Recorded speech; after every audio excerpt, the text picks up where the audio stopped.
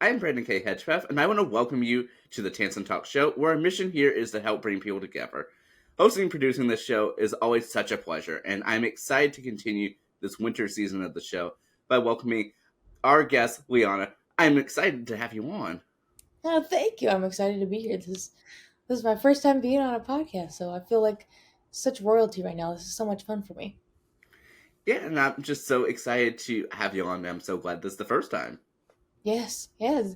This is this is fun for me, and hopefully it'll be fun for you, and hopefully fun for everybody that'll watch it. Yeah, I'm excited for fun all around. And so, like I said, I definitely hope that you are doing well this week. And yeah, I'm, like I said, very excited for us to get into this discussion. Yes, me as well. Yeah, and so before we get started, are you able to go ahead and introduce yourself for the watching and listening audience here today? Yes, hello everybody. My name is Liana Venegas. Um, I'm 27 right now, so quite old. I feel not really, but my bones feel old. Mother of two, under two right now. Have a sweet little mini Australian Shepherd, the world's best husband, and right now living overseas in Daegu, South Korea. Well, I definitely think that this is, of course, the furthest distance we've had for for the show thus far. But nevertheless, I'm just very excited for us to be able to chat today. Yes, me too. It's nice. I mean, you guys are with the time shift again. You guys went back from 13 hours behind me to 14 hours behind me. So it's the time shift is nice. It's I'm in the future from you guys right now. Yeah, I know, and yeah, it would be so cool, like for if you all had done this before, like for New Year's, you all get to be speaking from the new year, and Yes, I. You know what's really funny is I do that because you get those notifications on Facebook when it tells you it's somebody's birthday. So I always have to kind of remind myself it's not their birthday yet, depending on where they are. So I have to wait. And sometimes I'll forget to wish them a happy birthday because I'm like, okay, I'll wait a couple hours and then I'll do it, and then I forget because I'm so far ahead that I just can't remember where or what time it is over there. well, nevertheless, though, I'm so glad for modern technology that allows for us to do this. I mean, this is just so cool that this is even possible. Yeah, honestly, it's really cool. I mean, I was just talking to my grandma the other day about this because she's not the biggest fan of technology, but being able to call her while she's back home in Wisconsin and I'm here all the way in Korea, and we're able to like kind of chit chat is really nice because she said usually when I was younger and you had family members or friends that went into the military, that was kind of it. You didn't really get to talk to them much. You get maybe a letter or two like throughout the year and some pictures if they were able to, but that's about it. And she was like, now you can call and do whatever. And she was like, that's so cool. Yeah, that is so cool. And how long have you all been living in South Korea? We have been living here for almost 2 years now. It's been an experience. I'll tell you that. It's been an experience in a definite culture change, which has been cool. But the food has been awesome. We love Korean food, so that's been really nice. Um, it's been it's been really fun. It's different for sure, and the culture is much different than back in the states. So there's things that we miss and there's things that we don't miss. So it all just kind of like really depends on what it is. But we overall we really like it here, and this is a fun place to be. I'm so glad that that it's been fun for you all. And what would you say has been like the biggest shift, like going from, because where were you right before you all went to South Korea? We were in Virginia Beach before we left. I was living in Washington State, and then I met my husband while he was in Virginia, and then we ended up getting married down in Texas, moved back up to Virginia, back to where he was stationed, stayed there for a couple of years, and then moved over here. And it was, I think the biggest difference is people aren't unfriendly, they're more quiet here and they're more respectful. So it's very it's very different in the fact that like when you get on a subway, it's quiet. But like when you get on like a subway or a bus somewhere back home, people are just talk, talk, talk, talk, talk, talk, talk, talk, talk, talk, talk. Here, everybody's just quiet and respectful of everybody's time. So that's been, I think that's like the biggest thing that's been kind of an adjustment for us, is kind of being like, we stick out like a sore thumb for that. But other than that, I mean, it's been nice, and everybody here has been super nice and really helpful as well. I'm so glad to hear it, and of course that you all are there because your husband's been stationed there. Yes, yeah, he got stationed here. You know, he was the only Navy person here, but now he's got one more person. We're on an Army base, so we're surrounded by soldiers all day. But it's nice having another Navy person come in, and we'll get to meet him hopefully tomorrow and have another squid around. So that'll be fun. That's pretty cool, though. That at least you all have a new friend built it. Yeah, it's nice, especially with his job, which is what I did when I was in the military. We have like such a small community, like out of the entire Navy, like altogether. I think there's maybe like 1,500 or a little more of that, like total for our job. So every like if you don't know somebody, you can ask somebody else, and somebody will probably know this person, and they'll be able to tell you. Like my best friend was stationed on the ship that he had just come from, because I was on the same ship with her, and she was like, "Oh yeah." I was like, "Do you know this guy? Like, is he okay? Like, is he cool?" And she was like, "Oh, he's great. Like, you're gonna love him. He's super nice." And was just like giving me a lowdown on him, and I was like, "Wow, that's it's crazy how like you think 1,000 plus people seems like a lot, but it's really not. Like when you get down to the nitty gritty, it's not." Yeah, but I mean that's so cool that you all have like a little tight community. And so going back a little bit, so of course, you know, as you mentioned in your introduction, that you yourself had also served. And so, first of all, thank you so much for your service for both yourself and your husband. Oh, thank you. Yeah, and so when did you officially like first join? Like, what stage of your life were you in when you officially joined the Navy? So when I joined the Navy, I was 18. I had just finished high school. I think it was about 6 months after high school. I had already signed up and was getting ready to go, and was waiting for my slot to go in because I was waiting for my job to open up. I didn't know what to do with my life. I was like, well, I don't want to go to college yet because I don't know what I want to do. Like, I don't want to go to college, waste a bunch of money, and not have a degree in something that I actually want to do. So, and I was like, I don't want to stay at home either. Like, I don't want to be a burden to my parents. Like, I don't want to just, live here on their couch the entire time. So I said, you know what? I'll join the Navy because my mom was a Navy vet. So I was like, you know what? I'll join the Navy.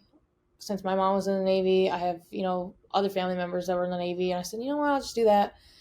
And I met a lot of great people. A lot of my best friends are from the military. So like I talk to them every single day, or I send them, Snapchats or things on Facebook, or I just message them constantly, even though I'm all the way over here. We just keep in touch. But I joined in 2014, and then I got out 5 years later after my one contract. I said, this is enough for me.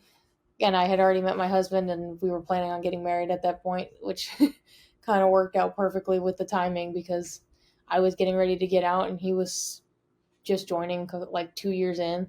So Well, I mean that sort of worked out for you all with timing. yes, yeah, it was weird. It was fate. I'll tell you that. And so ultimately, with Fate, how did you all actually meet? So my best friend, who was also his best friend, um, they had met in our training for our job. So they were best friends there. Then she came and was stationed on my ship, and so she kind of she saw something, or she posted a Snapchat of us, is what it was. He's laughing because he says I always tell the story wrong, but I don't. But she posted a Snapchat of us, and he was like, "Oh, she's really cute. Can you give her my phone number?" And she was like, "Okay." So she asked me. She said, "Well, can I give him your phone number?" I said, "Well, what does he look like? Like, what does he look like first? Like, is he nice? Like, is he cute? Like, who is it? And she's like, oh, he's my best friend. Like, you would love him. And I was like, okay, that doesn't explain it. So I was like, okay, I'll just take to Facebook real quick. So I went and found his picture, and I was like, oh, he's super cute. And I was like, yeah, okay, you can give him my phone number. And then our first contact was just the briefest of brief contacts. Like, it was so bad. It was so bad. It was only like he asked me what I was doing. I told him I was watching RuPaul's Drag Race, and he said, "Oh, cool." And that was it. That's all he said, and that's all we had talked about for a month. Like, that was the only conversation we'd had. And then I'd taken myself off of social media for a little while because I just needed a little bit of a break. And I came back, and he said, "Oh, how are you feeling? Like, do you feel better?" And I was like, really taken aback by that. Honestly, I was like, you don't really know me. I don't know you, but you're still checking on me to like see how I'm doing. Like, that was really nice and genuine. And so then after that, we started talking, and we would FaceTime every single day because I was all the way in Washington State and he was all the way in Virginia. So we would FaceTime every day, and like after I'd get off work, and I would be on the phone with him until like 2, 3 o'clock in the morning every day. And then I'd get up, go to work, and then repeat. And I had a couple of days that I had to burn of leave that they were like, well, you can't take more than 30 days like for your terminal. And I was like, well, what am I going to do with these like 6 days? Like, and he said, well, why don't you come over here like and hang out and we'll go exploring. And I said, okay. So I went over there, spent time with him. We had kind of like talked about everything like family, kids, things that we like where we want to live eventually, like kind of just general goals and what we wanted out of our lives. And he had said something when I was leaving because I'd call my mom because my plan was that I was going to go back down to Texas, stay with them while I did school, and then just figure it out from there. But when I was leaving the airport, I called her and I was like, "Mom, would you be mad if I didn't want to come home and like stay with you guys after I got out?" And she's like, "No, why?" I was like, "Mom, I don't want to leave him. Like, I don't want to go." I was like, something's just different. She was like, "Okay." She didn't know what that really meant. And I was like, "Okay, cool." So then I told him, he had said something about like, "Oh yeah, well, we're going to get married." And I was like, "Ah, yeah, that's hilarious. They're so funny." I was like, "If you want to do that, you got to ask my parents first." And he was like, "Okay."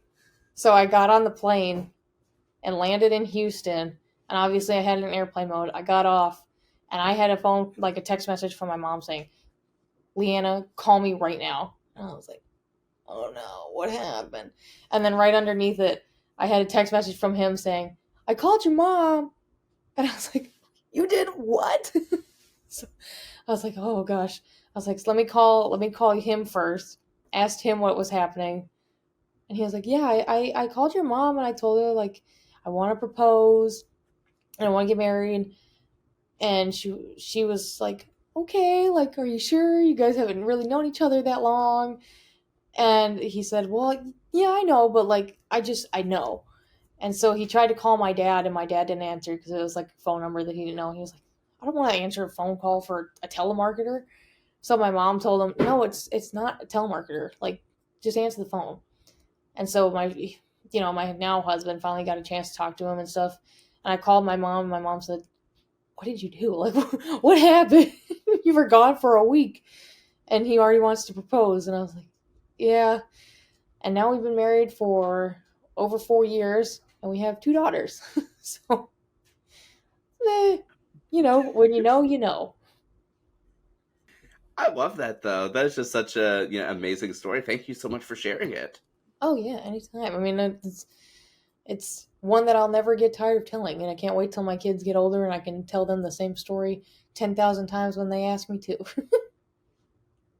I mean, it really is like, I mean, just so sweet that you all were, I mean, we're able to connect like that, and I feel like it has like all the aspects of the traditional love story and then some. Yeah, I mean, if you think about it, it's if you think about it rationally, it doesn't sound like the smartest of ideas, right? Like we knew each other and talked for maybe a month before we got engaged after like a week of being like in physical form together. And then from there, 6 months later, we tied the knot. And everybody thought I was crazy, except for like one of my cousins was like, when you know. She was like, don't let anybody tell you anything different. Like, I'll support you. If something if something goes wrong, you'll deal with it as it comes up. But if you're happy, you're happy. And we've been happy for 4+ years. So So glad to hear it. Maybe it'll be the next plot, the next Hallmark movie. you know what? We should write that and send it in. Maybe maybe we could send that in for a Hallmark movie and turn it into maybe a Christmas movie. My favorite holiday is Halloween, so maybe I could somehow squeeze Halloween into there too. I don't know.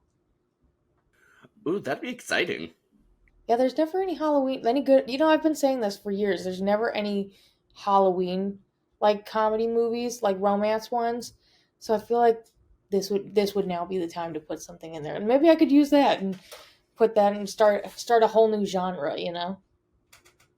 Yeah, maybe you can start scripting that. And I mean, that's so cool though that like, that you all were able to meet like that. And by the time that you got married, were you still still you know in the Navy still? So I got out in September. So I got out, or was it August? I got out August. Was like when I was going on my vacation, like my terminal leave before I got married. And then I got out officially like the end of September. We got married in the middle of that. So technically I was still in, but not. Like I didn't have any obligations anymore at that point. So it was nice. We got married, where my parents, like a mile down my parent, like away from my parents' house, and it was the nicest little venue. We had we had tacos at our wedding, and it was the best. We had the best time and so much fun and love, and then we went back up here, and he went right back to work, back to the Navy. So Well, I guess that all sort of worked out. And so ultimately, like after you had gotten out, you had just gotten married. So I guess for you, what was the next step for you?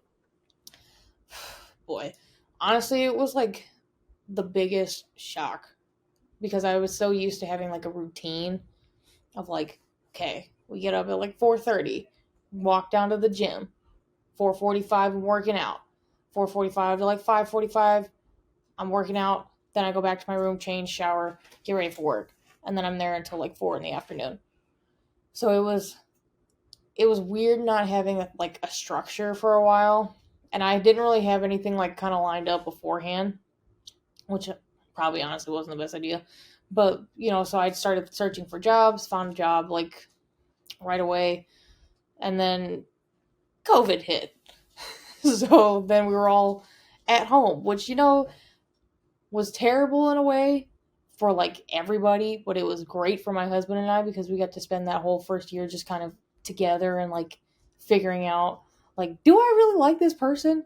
Because now like I'd seen so many people like sitting at home realizing that they didn't spend as much time with their spouse as they thought they did, and like when they're around them 24/7 they want to like they go absolutely insane.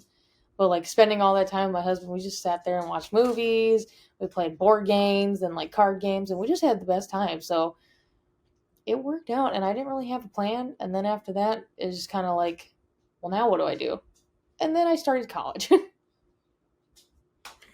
Wow. And ultimately, like when did you decide to this was the time for you to go to college?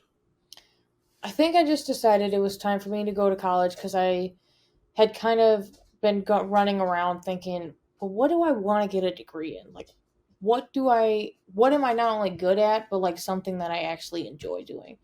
Because my dad always tells me, he said, you'll never work a day in your life if you do something that you love, like you have a job that you love. And so I took that to heart, and I was like, you know what? I love talking, and I'm really good at talking because I talk a lot all the time. So I was like, why not get a degree in communications? And since I was there in Virginia, and I had taken a tour with my husband for ODU, I was like, well, why don't I just apply and see if I get in? Like, if I get in, cool. If not, like, I'll find another college to go to. And lo and behold, like, I think like 2 weeks after I had sent in my submission thing, they were like, congratulations, you've been accepted. And I was like, oh, sweet. Like, this is cool. And so I just decided, I figured, you know what, now's the time before we decide we want to have any kids, later on down the road. So I might as well, like, start it, get it done, and then have that in my back pocket. And then I had kids. Then I got pregnant the second year, like my final year of my bachelor's degree. Wow, and I guess for you, so of course I know that you have just finished your master's program as of the time that we're speaking here. But how long did it take you to do your bachelor's degree? So my bachelor's degree took 2 years. I had I had like 30 degrees. I had 30 credits from like from the Navy, and I had taken like 2 classes while I was in the Navy. So because the job that I had in the Navy correlated over to the degree that I wanted, so I had quite a few credits from that, which was really nice. And I took, gosh, for my bachelor's degree, I think I took like 5 to 6 classes every semester, like fall, summer, spring, like the entire way through until I finished. So I finished that in 2 years. And then I thought, you know what? Well, I might as well just like do my master's while my child is still really small, so that way I can spend all the time with them. Like once I finish it up, so I can do nothing but spend time with my kids. Like not have to worry about, oh, I gotta stay up late and do homework. And so then I applied for the master's program. They were like, cool, yeah, you can do it. I said, okay. And I asked him, I said, well, what's realistic about like the timeline that I could do this in? And he said, I don't know. I was like, can I do it in a year? And he said, oh, yes. He's like, yeah, you can do it in a year. He was like, if you take, full course load every single semester. And I was like, okay. And he was like, are you sure? I was like, yeah, I'll do it. And I did. Definitely was not easy, but it was done. Wow, that's incredible that you were able to, well, practically fast track everything, all while raising a child, at that. Yeah, it was interesting because we had, found out that I was pregnant. Then I started my second and final year of my bachelor's degree. I had my first daughter at the beginning, like right before the fall semester, like the final semester of it. And that was like, I think all of those classes were asynchronous. So it was super easy, honestly, because I could just do it on my own time. And when they're newborns, let me tell you, it's so much easier than when they're toddlers. Because as you know, you were in some of my classes, you got to see her, pretty much grow up in the program. She would sit there with me in class, learn stuff with me, and then I'd like just do things with her afterwards. Like we'd play and read books and do whatever. And then as soon as she'd go to bed, I'd be type, sit on the computer. And then found out I was pregnant with baby number 2 right when I started the master's program, and we were like, oh boy. We're like, this is gonna be fun. And you know what? It definitely is. It's the best thing ever having 2 kids, and I wouldn't change a single thing, even though it was not super easy at all. But it was definitely very rewarding, and now I can tell my kids, even though something is super hard, you can absolutely do it. Because if I can do it, you can do it. And you always have mom and dad's support. And since I had the support of my husband, who was able to help me finish, he would watch the girls or do stuff so I could sit down and just type. If he wasn't there, I don't know if I'd be able to have finished it in the amount of time that I did. So I really love that, that your education journey has somewhat become a family journey too.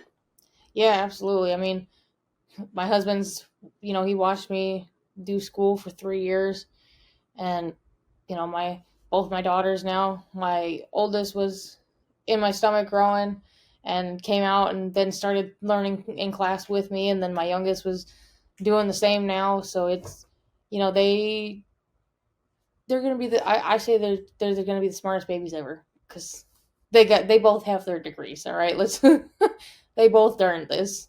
They both have their masters. I absolutely love that. And yeah, and I guess taking a little bit of a step forward. So, first of all, of course, congratulations on officially receiving your master's degree. Thank you, thank you. And how does it feel to finally be done? It feels so nice, but I feel weird in a weird way because I've been doing this for 3 years straight of just like school.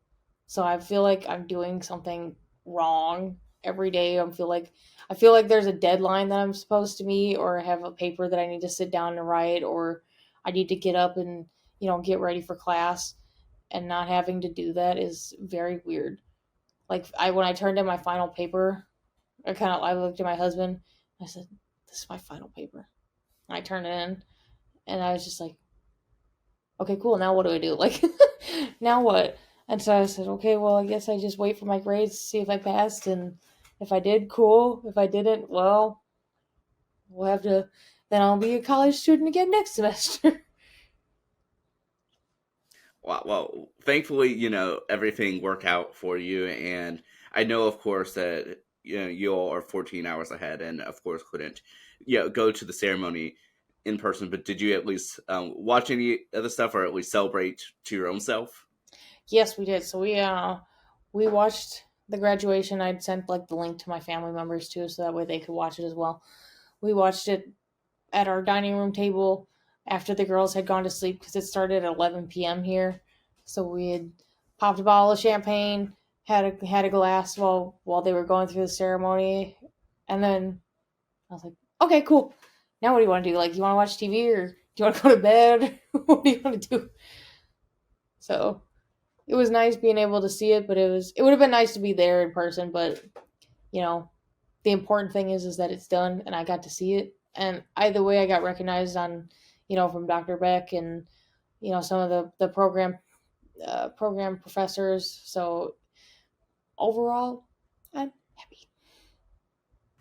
I'm so glad to hear it. And yeah, but I guess going back a little further though, so when did you find out, like in the midst of your studies, that you were going to move to the other side of the world? Oh boy, we had found out. I think it was the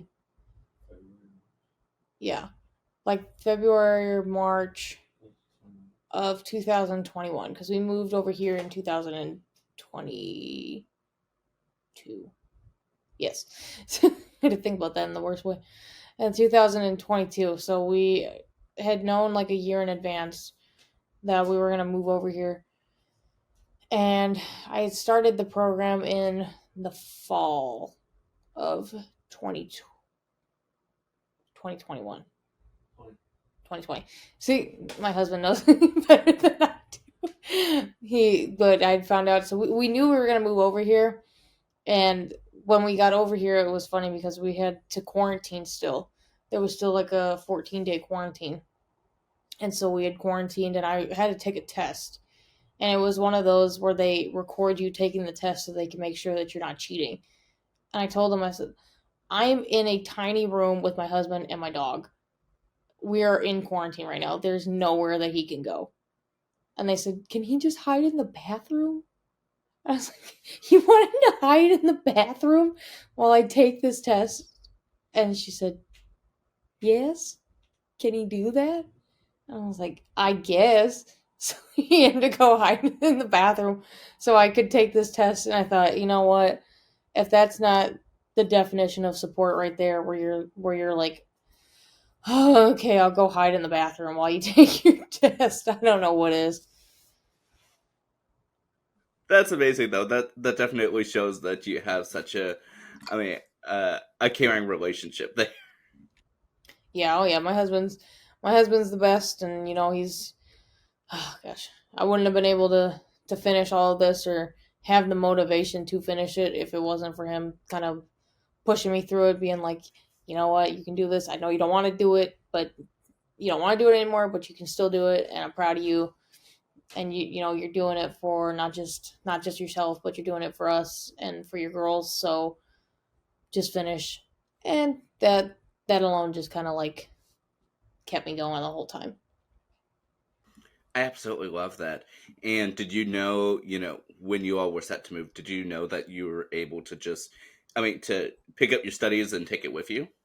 Yeah, so at that point I had told them that I was going to be um online. So I was able to take I think like the first couple of semesters everything was online anyway because of COVID. Then I was able to take classes, like one class in person, because everything else was still online. So I was able to go to the campus like for one class. And then I told him, I said, well, what do I do? Because now I'm going to have to do everything like online because I have to move. Like I'm not staying here just to finish this. And they said, oh yeah, no, you can switch to online. Like they made it super easy, and it was easy to move and like do things online, but the time difference was such a pain. It's terrible. I would imagine as such. But I'm glad at least you were able to take one, even if it was just the one singular, in person class, at least to have that, experience before being, 14 hours ahead of the class that you once took on campus. Yeah, you know what? I think I always laugh about this. I think it's so different because if I had taken classes or like went to college like right out of high school, how different of like a person I would have been taking it then, like how I was in the military than I am now taking classes.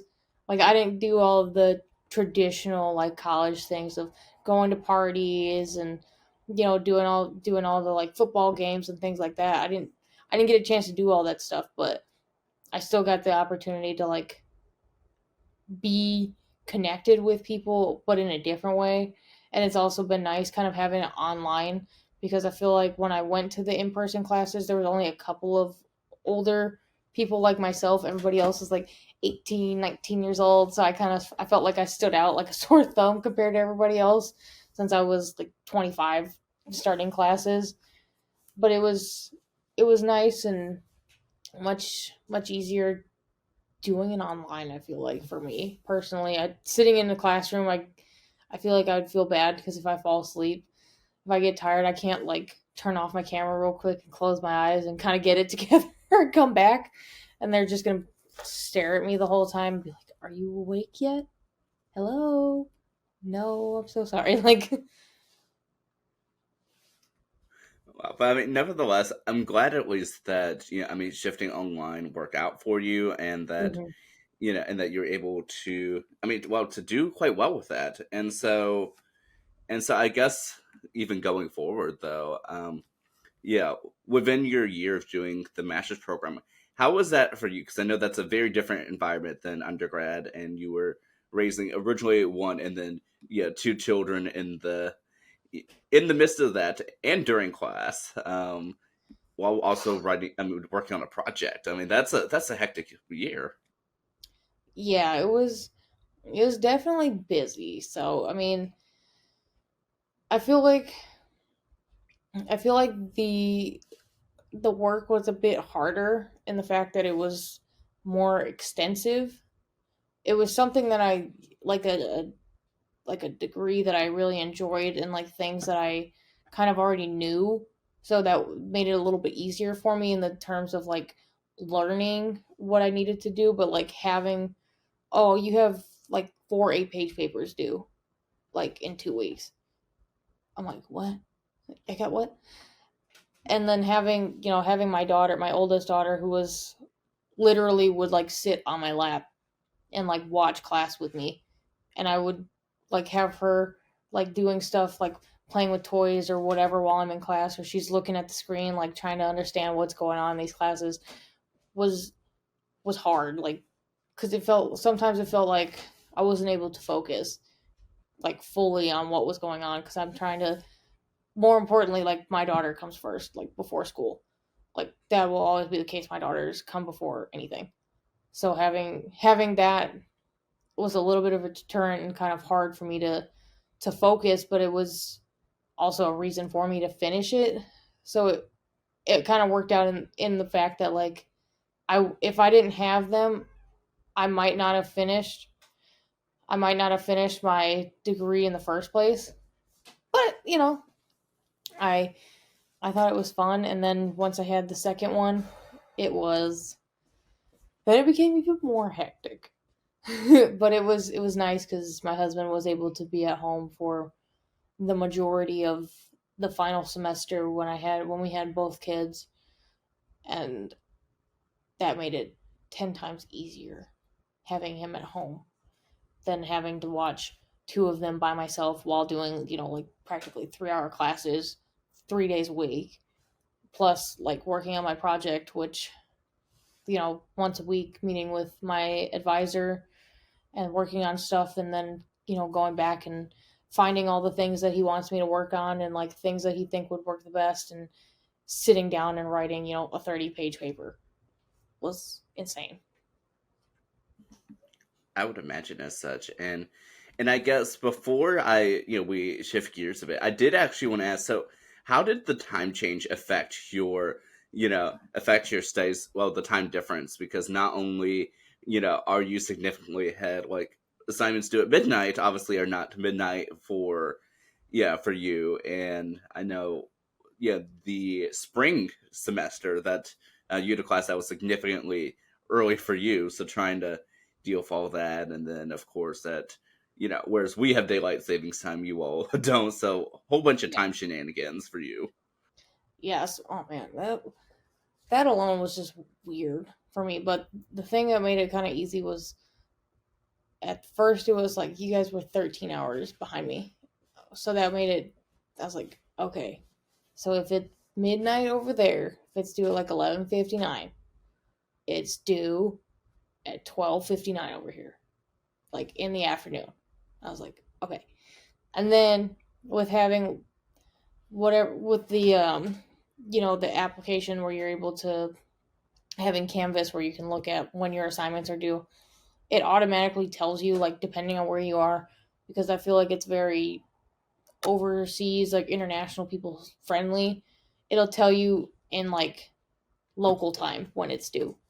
So that was extremely helpful because sometimes I'd be like, oh gosh, what time is it over there? And I have to go and like check and see if I finished it, or I'd be like, all right, I gotta finish it right now because I will not finish it by the time it is due because I don't want to get up at 5 o'clock in the morning and do homework.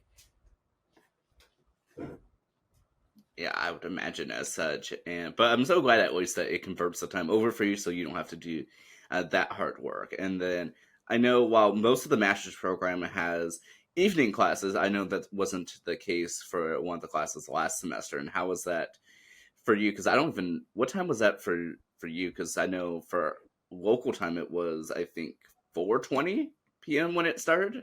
So that was significantly early for you. Yes. I think that was the beginning, the spring semester. It was at like 5 o'clock in the morning over here. So I would get up, like my daughter'd be asleep. I'd be a half zombie drinking my cup of coffee, like trying to wake up and listen while I had just been up most of the night, like taking care of my baby. So I was like a literal zombie just sitting there listening to them, and it's so funny because their voices are just so relaxing when you're so tired. So they could have been talking about I don't even know what, and I just the entire time, so I'd have to like turn off my camera, like okay, I gotta go get a cup of coffee, I gotta get up, and then come back because I felt so bad. But they were very. I told them, I was like, hey, look, I'm overseas. You know, the time difference is gonna be a bit of a challenge. I also have a daughter who was at that point was like 4 months old. I was like, so it's gonna be a challenge. So you guys are just gonna have to like give me some grace here. And they were totally okay with that. They were super nice about it, and they were like, "You're good. Like, don't worry about it. We understand." So that made it much easier. And all the classes were like afternoon or at night over like back stateside. So they were all morning classes for me. which I feel like made it a lot easier for me because then I could just do it in the morning and get it out of the way instead of having to wait until the end of the day to do it. So it kind of worked out better for me than for everybody else, honestly. Yeah, I mean, sounds like you had the good side of the deal there. Yeah, absolutely. I mean, I know all those people. I know a lot of my friends from the course were saying, "I'm so tired. Like I just worked an 8 hour day. I came back, maybe had a snack, and now I'm sitting down in front of the computer for another like 2 hours, and we don't get done until almost like 9, 10 o'clock at night." Which that doesn't seem like a lot, but when you're working all day and then you come back and you got to do all that, that's a lot. So kudos to everybody else for doing all that too, because I know it's not hard regardless of whether you're here or there.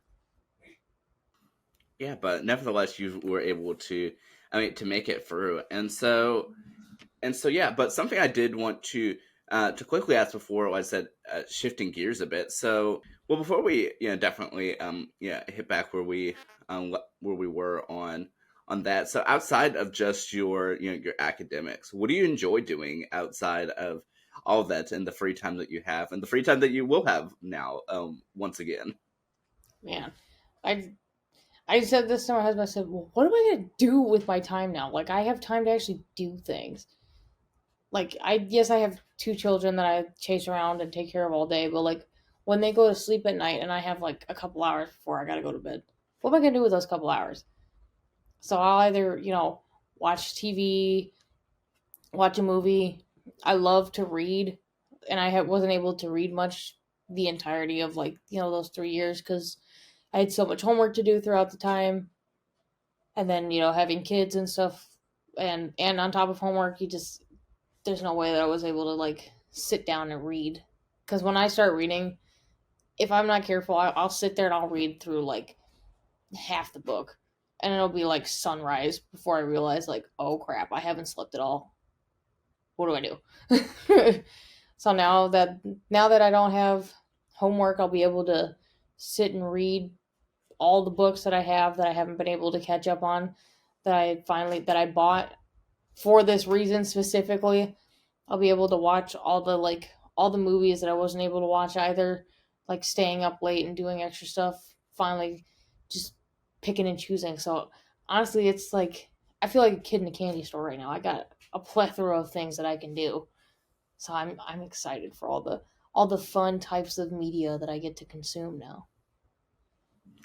That is amazing that, like I said, that you're able to at least now use your well earned, free time that you have left when you're, of course, not chasing around your children. Yeah. Oh yeah, I mean, they keep me busy throughout the day. I'll tell you, and they keep me busy through the night sometimes too. So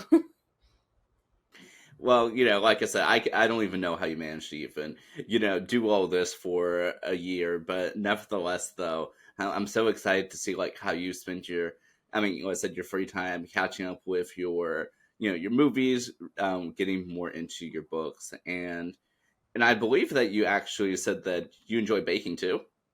oh yes, I do love to bake. I haven't been able to bake either because I've been doing so much homework, and usually the only time I get to do anything is at night.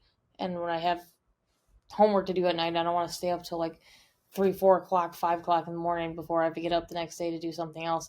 But now I'll be able to, as soon as I put them down, I can go make some muffins or go make a cake, or I want to try and make like breads now so I can do all of these fun things and start trying stuff and learn how to decorate, pastries and fun stuff that I am terrible because I have absolutely zero artistic skill. But you know what? It'll taste good. That's the main part. But I have all this this opportunity to make stuff that looks good, tastes good, and you know, feed my husband all sorts of fun, delicious snacks. I absolutely love that. And yeah, and I guess taking us back to even the beginning of our conversation, have has there been stuff in the Navy that you learned that you've been able to apply to your life now? You know what? Yeah, I guess so. So, like, my job in the Navy, I was a journalist, photographer, videographer, graphic designer, and public affairs specialist. So a jack of all trades, but a master of none, right? But I did a lot of I did a lot of tours while we were on the ship, and I did a lot of talking. So it's mainly our job is just like to talk to people, which was fun. So not only was I able to like do that because it's something that I like to do, now I got this degree in it, so I'll be able to do it later. And like I want to look into getting like some teaching jobs and being able to teach, you know, they had mentioned teaching like the undergraduate students.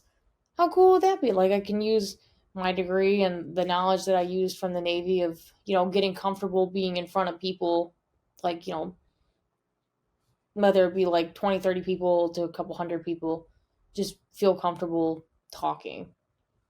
So that's something that I guess most people, I know a lot of people aren't too keen on public speaking. It doesn't really bother me that much, but it gave me more of an opportunity to like be prepared and more comfortable doing it, like not being so conscious of myself. I love that, and I definitely hope that you're able to do that because I think, I mean, you'd be, I mean, it'd be perfect for you to be able to do that, and yeah, I mean, it's not a skill that everyone has, and not a skill that a lot of people see the value in. But I mean, it's such a valuable skill, and now that you have 2 degrees in it, so I mean, yeah, Yes. Yeah, now I can say I'm a master of something, right? yeah, I love that, and yeah. But speaking of like meeting people and relating to them, how was it for you? The question I couldn't remember earlier. So how was it for you, like speaking with your fellow graduate students, and yeah, I mean, and getting to know them within a online synchronous environment? Because I mean, I'm sure it's quite different than trying to like meet someone, say, like in person, where you get to meet up with people after class, but like most of your relations are you know in class. I think, it's been super nice. It's different being online. So you're able to kind of talk, like you're able to message people like when you're on Zoom, like you can message like during the class and you can talk about whatever. Or like one of my other friends, like we have each other on Facebook, so we'd like message each other and be like, "Did you see this?" or "Did you know what this is going on?" Or we'd be like, "Did you check out this movie? Like, did you see this or this? Like, do you know what's going on with this?" Or just kind of like just talking in general. So it was nice to get to know them in a way like that seemed personal, like personable, but also like not physically in person. But like if we ever get to go back to Virginia, then I can definitely like go see these people and see like how different it would be to like see them in person versus online. Yeah, I mean that would be quite different, but it sounds like at least you've made the most of these nice online relationships, which is so interesting because that was literally a topic of some of the classes we were learning. But you Yeah. got to like enact them in real time, especially the ones that are like about child development, for instance. Yeah. It's super weird. Like having technology is super cool because not only do my kids like were they able to watch classes, but they're able to FaceTime my parents or like my husband's parents all the way back. So they're able to communicate with somebody all the way across the world, but like in real time, which is super cool and not something that like I guess not something that I would have thought about like when I was a kid. Like I knew like computers were starting to become a big thing like when I was growing up, and we had like one family computer, and it was like the desktop, and you had to like sit there and turn it on and do all the fun stuff with it. And now it's completely different. Like you can pick up your computer and take it with you, and like you don't have to take your like you don't have to take a like CD like a CD player with you anymore. Like you can have an iPod if you want, like which they don't really make anymore. You have an iPod, which or you can have your phone, which is like super cool. And I want to see like how that's going to affect, because I see how it affected me and like how the technology has affected my parents, but how is it going to affect my kids? Like being able to grow up with technology kind of already at their fingertips. Like what are they going to be like compared to me growing up or to like my parents growing up? Like what is the difference going to be?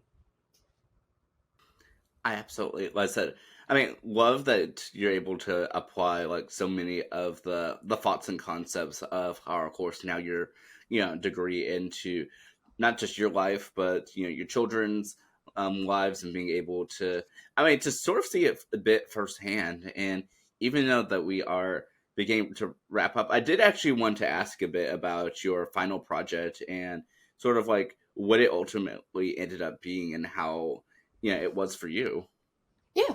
I mean, so my final project initially, I wanted to talk to military women who had postpartum depression because I didn't think postpartum depression would be so bad for me. I was like, oh, it'll be fine. And then I was like, oh, yeah, all right. And so I know a lot of my military friends, like all of the military friends I have kids, they a lot of them have postpartum depression. I was wondering, why does it seem like it's more common with military women than, civilians? Though there's obviously, numbers that are unreported for both sides and things like that. A lot of my friends, compared to my civilian friends, were more open about talking about their postpartum depression than my civilian counterparts. So it was what I really initially wanted to do was kind of like sit down and talk with them and see, you know, how it affected them and their jobs, how it affected them, like how seeking help was for them. Like, were they able to seek help? Did they feel comfortable doing so? Did it was there like kind of a common theme of like deterrence of like what was an issue of I'm going to be able to seek help where I'm not. And then it kind of ended up being what my actual project ended up being was looking at resources online that women could look at, and why this was kind of important for military women, especially since we have, like, I know personally that there's a lot of deterrence, like, you know if you seek help, like mental health help in the military community, that's highly frowned upon. Though they say now it's it's something that you should do proactively. It's still it's still very highly frowned upon. I don't care what anybody says. Like, people, they it can really affect your job. People can, depending on, even if you have like a special clearance, like say you have like a top secret clearance or something like that, having seeking mental health help depending on what job you have, your clearance could get taken away for that. So, what happens when a military mother who has postpartum depression is something that they can't control, needs help, but they're unable to get help? Or what happens when they go, and there's a huge common theme of like military doctors telling you, oh, okay, you're fine. Like, just take some Tylenol, Motrin, or whatever, suck it up, change your socks. Like, what is that going to do for a military mother? So it ended up being I looked at over 200 online resources, and I found 15 resources that I thought would be like the top five that were the best ones to look at, the middle five that were like, all right, and then the bottom five were like, there's still some good stuff on here, but that's really not the most useful. And so that was what my final project ended up being. It was kind of making a list of resources for women, and to give them like a head start of, well, here's something that you can look at proactively if you want to, if you're in your pregnancy stage. Here's something that you can look at if you want to in your postpartum stage, if you don't feel comfortable talking to your providers, or if you don't feel comfortable talking to your family or your spouses, or if you don't feel comfortable telling your job like, hey, I need help. And especially for the overseas women like myself, there's only one base here that I'm able to go to unless I want to go like 4 or 5 hours away to go see a mental health professional on base. So having that conversation to get started, to get referred out, to go do something else like that, it's really important to have this sort of resource list, because they don't really give you anything. I know, especially here, all they give you is like a screening paper, which almost every military mother or mother in general gets, the Edinburgh Postnatal Depression Scale. And it's super easy to lie on these things. And if it looks good, they'll just move on with their day and they don't really care. So having something where women are able to kind of look at it and feel comfortable and kind of get the information that they really need, like, what are the common symptoms? Do I have some of these symptoms? Are these medications like are they possibly safe if I want to breastfeed? Like if I need to have medication for my depression or my postpartum anxiety, like am I able to still breastfeed if I take these? Am I able to, what kind of course of treatment is there? Like, am I able to talk to somebody? Do I have to take medication? Like, what sort of treatment is available? And then kind of like the information of, well, what am I going to be able to tell my spouse, like my family, and how can they help me? So this is also for them, but also for the family members as well, because they can also look at these resources and have a list of things that, like a plethora that they can look at of, okay, my wife or my partner is having these symptoms. Maybe I need to talk to them and see, try and get them help. Or this is something that like can affect fathers as well, like, or partners, as like just partners in general. Like if your partner or your spouse has postpartum depression, you're more likely to have it. Um, so it ended up being this really nice project that kind of like put a bow on it of, here's resources for you, especially for the military women who are having a hard time already. Here, like, let me gift this to you. I did most of the hard work for you. Take it, what you take it and do what you will with it. If you want to use it, use it. If you want to use it in a way where you want to just keep it for yourself and like kind of know what's track what's going on with yourself, or if you want to take it to your provider, or if you want to take it to, you know, to your spouse and kind of like go through what's going on. It's something that I feel like would ended up being really useful for myself and, my military affiliated mothers.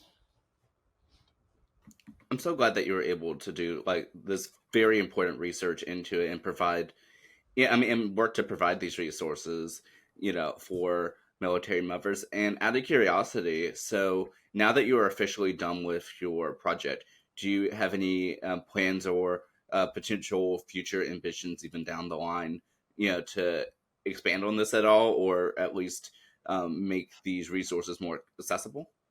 Yeah, absolutely. So I want to. I talked my me and my advisor had talked about this. I want to be able to kind of sit down with, kind of possibly get myself my foot in the door and talk to like, military, like the big Navy people, big Army people, big Air Force, Coast Guard, Marine people, and like the VA, and kind of be able to sit down and be like, look, this is what is lacking for mothers with postpartum depression, especially military affiliated mothers, whether they be, active duty veterans, reserves, or military dependents. These are the resources that are lacking. This is something that I think could help. And ultimately, I kind of want to be able to sit down with them and maybe build a website where we can have specifically things for military affiliated women for postpartum depression, and have it put out to where it's easily accessible for military affiliated women, so that way they're not kind of like suffering in silence. They have a way to, look at this when they're pregnant, trying to become pregnant, or postpartum, so they have something to kind of normalize postpartum depression, but also give them a way to find support, like local support groups, find hospitals that kind of have a specialty in this and things like that, and kind of get the conversation started with like military providers, like kind of overall, that like this is actually kind of a big problem, and it's something that isn't preventable but can be lessened and helped significantly with having support, especially with medical providers who you're kind of scared to talk to, or especially like commands when you're working with somebody and they can't understand why you're so upset or why something is going wrong. Having this sort of resource and being able to kind of have that conversation starter, that's kind of initially what I want to do with it, and kind of the ultimate goal. Whether it's probably going to take a little bit to get to that stage, but I mean, I feel like it'd be something that's very useful for women. Well, I'm so glad, like I said, that you are doing this important research, and I hope that you are able to, I mean, to orchestrate that sit down and Yeah, I definitely think that your research will make so much of a difference for for mothers across the board, and I just really wish you, of course, all of the best in that. And please keep me posted, like with everything that you're doing, both now and in the future. Yeah, absolutely. I mean, it's something that I'll definitely keep you and everybody who helped me kind of through the process with all of this, all of the program providers, like the program educators and stuff. I'll be able to send them kind of updates and let them know what's going on, especially my project advisor, and let him know, hey, like I was finally able to get that sit down. Hey, this is kind of like what they're talking about. Hey, I'm able to kind of do this and that.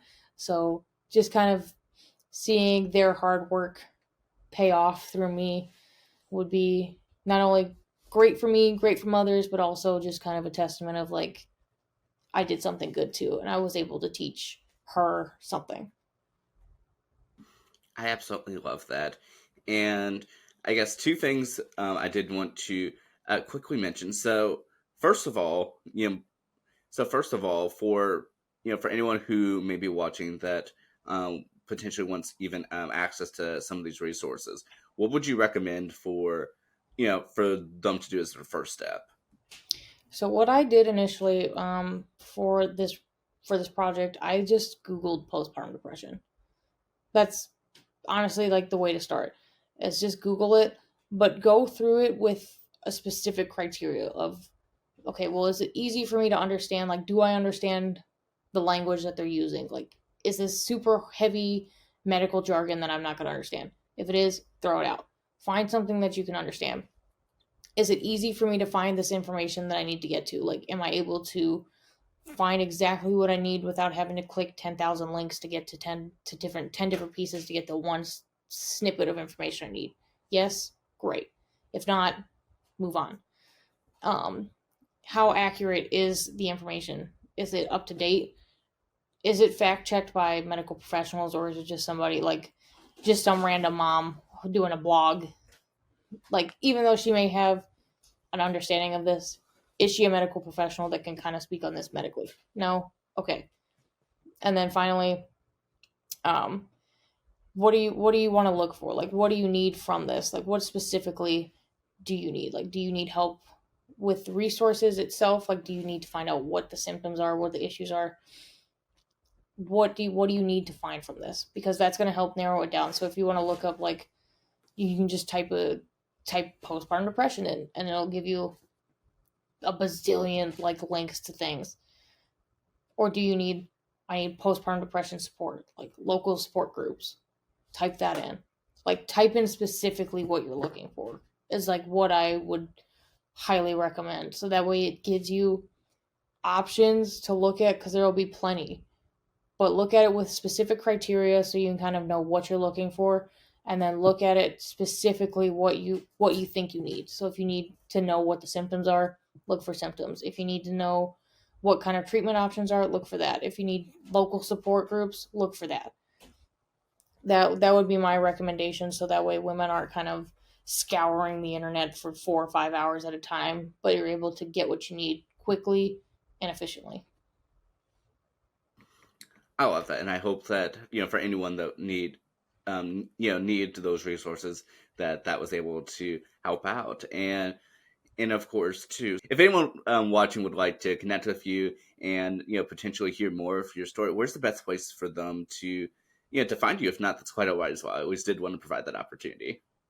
The best place to find me, honestly, would probably be on Facebook, because I'll probably answer on Facebook because that's the main application that I use compared to everything else, because it's easy. And with Facebook Messenger, I'm able to connect with my family and friends back home easily. So I'm able to also, if someone wants to talk about this and the research that I found, or think they have something that they could add to this, be my guest and look me up on Facebook. You'll see my face there and go ahead and add me. And if I don't know you and I don't have any mutual friends with you, just shoot me a message and say, hey, I saw your podcast episode. I wanted to talk about your research or something that I found, and I'm more than happy to talk about it. And more than happy to help, or just just kind of listen to see any sort of recommendations as well. I love that. And I said, this has been such a fun, conversation. I've really been, let's say, enjoying it. And so, yeah, but as we begin to, like I said, to wrap up, I did want to allow for you to go ahead and, like I said, close out our discussion with whatever be an inspirational thought, a life lesson, or whatever the case may be. The floor is all yours. Oh boy. I think an inspirational thought that I have is just kind of, if you're going to do something hard, find a reason to do it. Whether it be just to prove somebody else wrong, do it. If you want to do it because you want to better yourself, do it. Whatever the reason is to get this hard thing done and it's going to enhance something for you, find that motivation and just do it. Don't make excuses for it.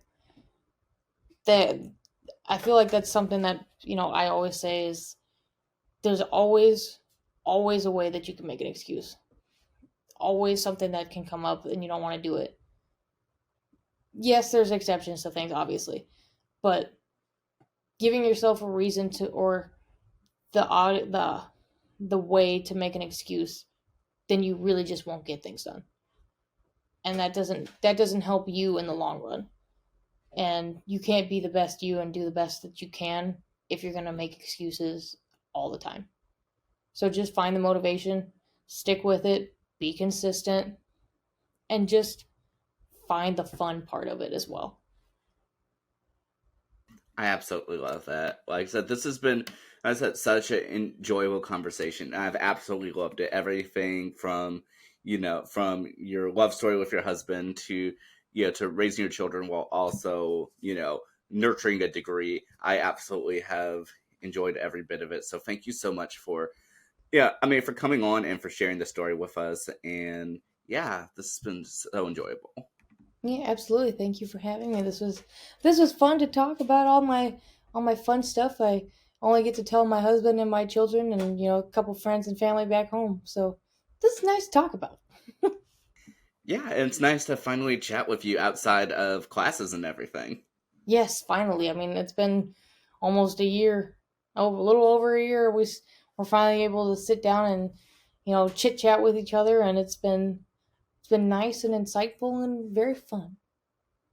Yes, definitely well worth it. And and before I go ahead and officially end this out, I did want to say that you know, especially from listening to your story, yeah, a big shout out to your family, including your husband, for being such amazing supporters of you. It definitely sounds like you all just have such an amazing dynamic together, and I wish all of you the best. Thank you so much. Yeah, I mean, well, if anybody ever wants to find or need an example of what it is to be a great person and a great supporter, just look at my husband because he's the best there is, and I don't think it gets any better than that. I love that. Thank you so much for tuning into this discussion. I greatly appreciate it. As always, continue tuning in next week as we continue on our mission to bring people together. I'll see you later. Take care. Bye.